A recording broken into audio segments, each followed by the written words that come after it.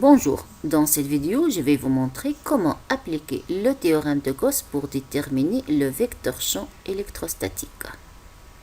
Mais avant, il faut savoir que la détermination du champ électrostatique à partir du théorème de Gauss n'est possible que pour des distributions de charges présentant un haut degré de symétrie tel que l'exemple du cylindre de longueur infinie de rayon R est uniformément chargé en volume.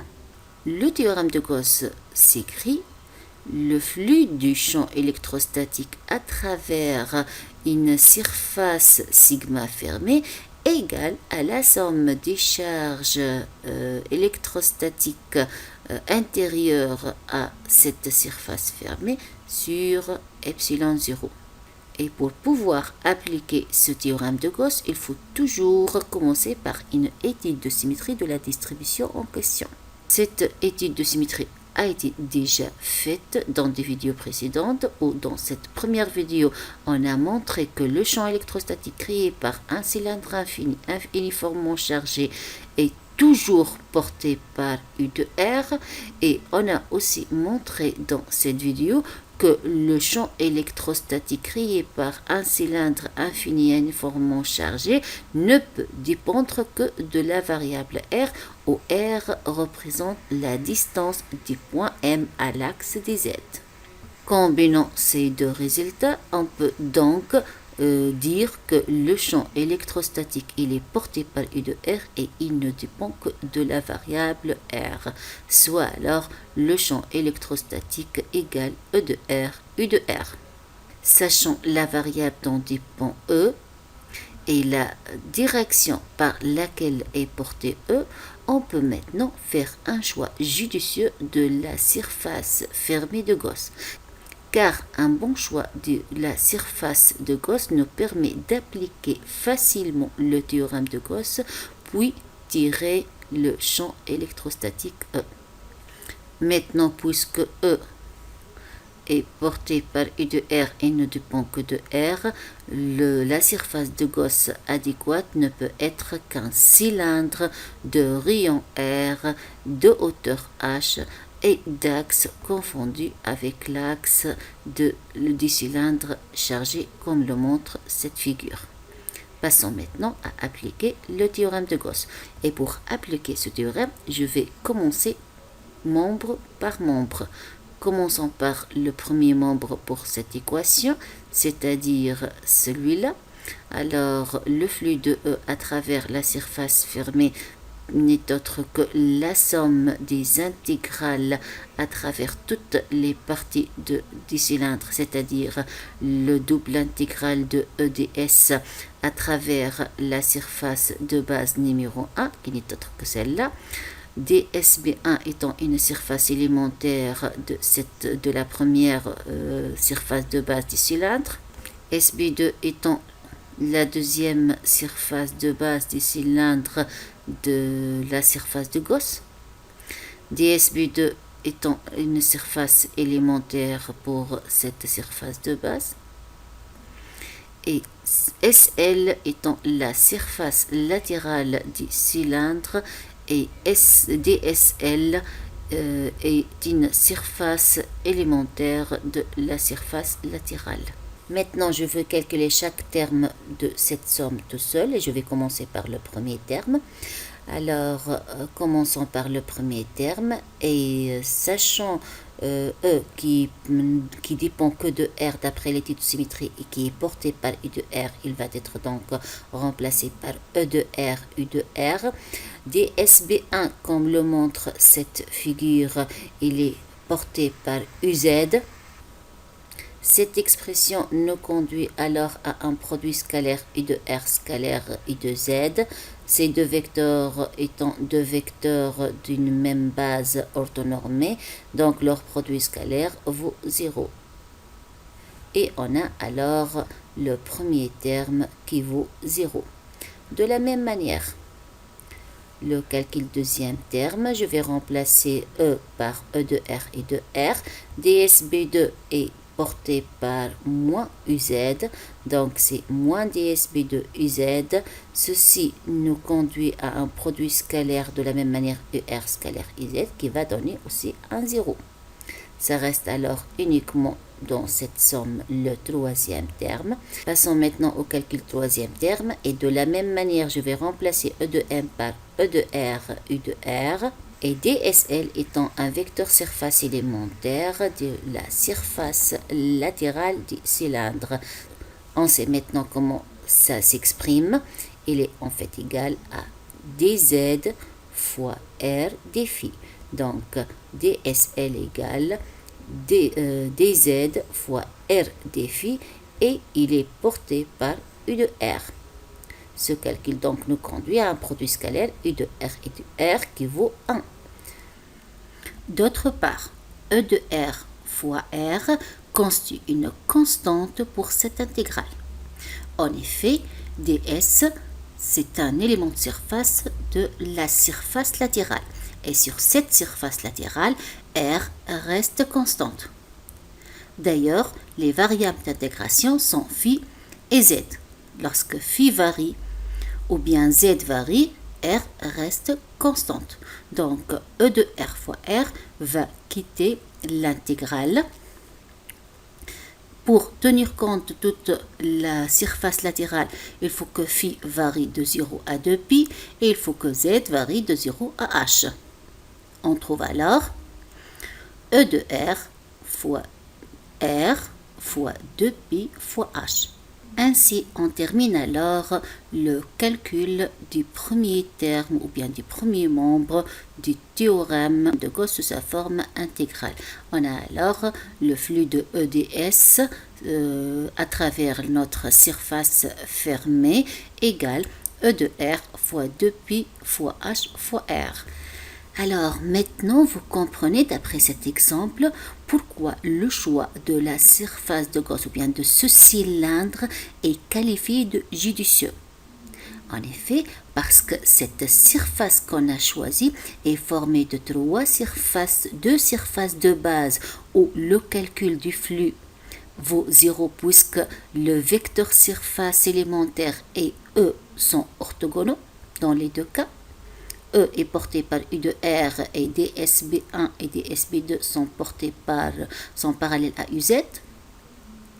Et la troisième partie de cette surface, c'est-à-dire la surface latérale, on a E est parallèle, il est porté par U de R, il est parallèle au vecteur surface élémentaire, U de R, U de R.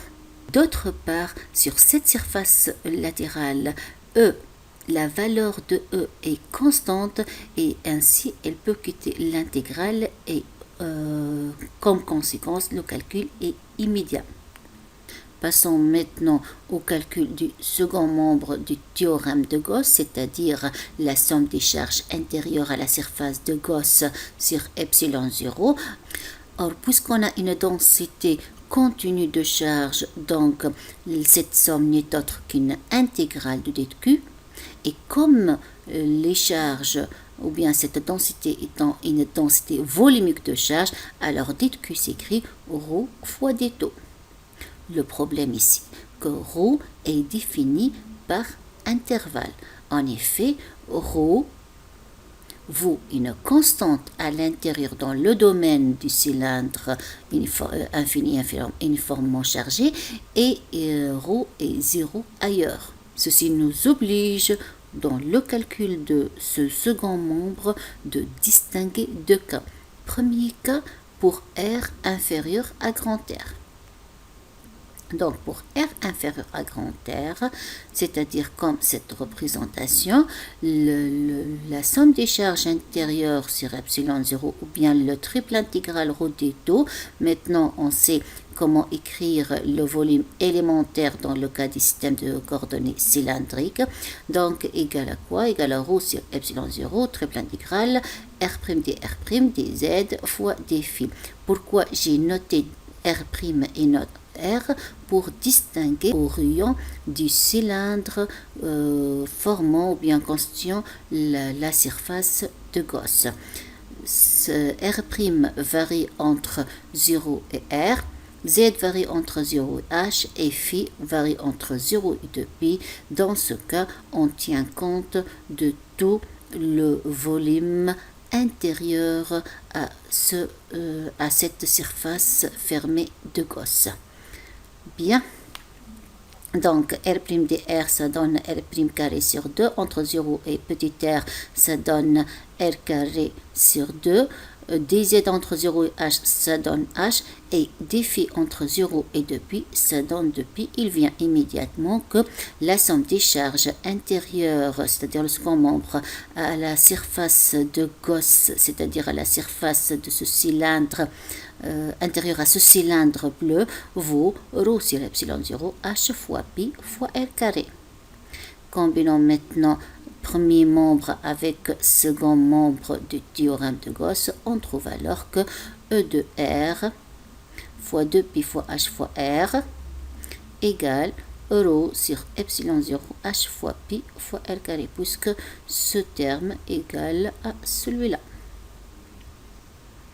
Il vient alors que E de R égale pour R inférieur à grand R, ρ sur 2 ε0 R, ou bien le vecteur représentant le champ électrostatique dans le domaine intérieur à notre cylindre chargé, c'est-à-dire pour R inférieur à grand R égale à ρ sur 2 ε0 R fois U de R, puisque l'étude de symétrie nous a donné, ou bien nous a permis de conclure que E est porté par U de R. Donc, le champ E en tout point M appartenant au cylindre chargé, donc à l'intérieur du cylindre chargé, vaut ρ sur 2 ε0 R, et ceci est porté par U de R. Passons maintenant au deuxième cas, c'est-à-dire lorsque R est supérieur à grand R. Donc le cylindre représentant la surface de Gauss fermée, c'est ce cylindre bleu. Donc regardez que son rayon est supérieur au rayon du cylindre grand R du cylindre chargé. Pour maintenant intégrer, ou bien pour déterminer la somme des charges intérieures à notre surface de Gauss, c'est-à-dire second membre du théorème de Gauss, qui est égal à 1 sur ε0 ρ fois ρ des taux. Ici, on doit faire attention parce que ρ de 0 à grand R vaut ρ, mais entre grand R et petit r, dans cette zone claire, ρ vaut 0. Pas de charge à l'extérieur du cylindre vert. Du coup, ce membre, ou bien ce calcul va donner ρ sur ε0 intégrale de 0 à grand R. Et entre grand R et petit r, le ρ va être remplacé par 0. Donc ce terme donne un 0. Il vient alors que la somme des charges intérieures sur ε0 égale en définitif ρ sur ε0 fois h fois pi fois r carré. De la même manière, je vais combiner premier et second membre du théorème de Gauss. On trouve que E de R fois 2pi HR. Je vous rappelle que cette expression n'est autre que le résultat du premier membre de l'équation représentant le théorème de Gauss sous sa forme intégrale. Et ici, c'est le second terme, c'est-à-dire la somme des charges intérieures sur ε0. Cette égalité nous permet d'écrire ou bien de déduire E de R qui vaut ρ sur 2 ε0 grand R carré sur petit r. Et le vecteur E de R pour R supérieur à grand R vaut ρ sur 2 ε0 grand R carré sur petit r, et le tout est porté par U de R. Petit r supérieur à grand R, c'est-à-dire pour tout point M n'appartenant pas au cylindre chargé, ou bien extérieur au cylindre chargé, ou bien pour tout M appartenant à l'espace privé de ce cylindre chargé. Finalement, si on récapitule, on trouve que le champ électrostatique créé par un cylindre chargé défini par intervalle ou bien par domaine, ou bien il a deux expressions. Celle pour R inférieur à grand R ou bien pour tout point M appartenant au cylindre chargé, ça vaut ρ sur 2 epsilon 0 R fois U de R.